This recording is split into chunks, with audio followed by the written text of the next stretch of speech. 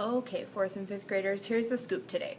So I'm at home this morning because I'm waiting for the internet guy to come and hook up my internet at my house. So I had to take the morning off. I will be back this afternoon, so if you have any questions about anything you do in computer lab today, you can catch me in the hallway and I will talk to you then. I wanted to give you just a little rundown about what you guys are going to be doing in computer lab today. Like I promised you last week, you are going to be on the computers. Before I tell you what you're going to do, I want you to remember that the expectation for you with the sub is the same as what I would expect when you're in class. So if by chance you are not following directions and the sub leaves me a note, I will be talking to you about it, but it hasn't been a problem with either one of your classes so far, so I don't expect that it'll be an issue today. Both of the fourth and fifth grade classes this week are going to be getting on the computer for the first time. One thing you're going to notice that's really different is we've actually changed operating systems over the summer. So when you log in for the first time, it's not going to look exactly like it did when you logged in last year. So to help you go through your activity for the day, I have left directions that the sub will give you when you go over into the computer lab, and you will be able to follow those directions to complete your computer lab assignment for the week. You will be, ultimately your big project for the week is to write a letter to me or to type a letter to me that gives me an idea of what your goals are for computer lab this year.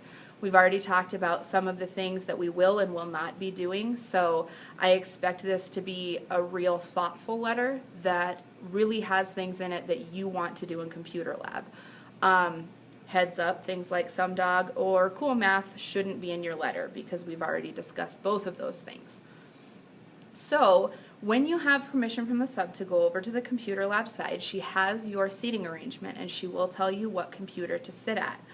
When you find out what seat is yours, I expect you to sit and wait for the sub's directions before touching the computers. That's just going to save on a little bit of chaos for the sub because it's hard to be a substitute who is, using technology with kids for the first time in a big group. That's a big thing to do, so you need to be respectful of her and that. Once she gives you the A-OK to start following the directions page that I give you gives you directions for everything from logging in through everything you need to do for the assignment. Even if you finish the assignment early, there is a project for you to do there, and then how to log out at the end because logging out is different as well. Next week we will be using your letters a little bit more, so if you choose to not write the letter and just skip ahead to the activity that you can do when you're finished, I will know next week. So you need to make sure that you're doing the work, because if you don't do the work today, you're going to be doing it during recess next week. So let's be focused and on task with what we're supposed to do. Try to keep the noise level in the computer lab to a voice level, probably 1.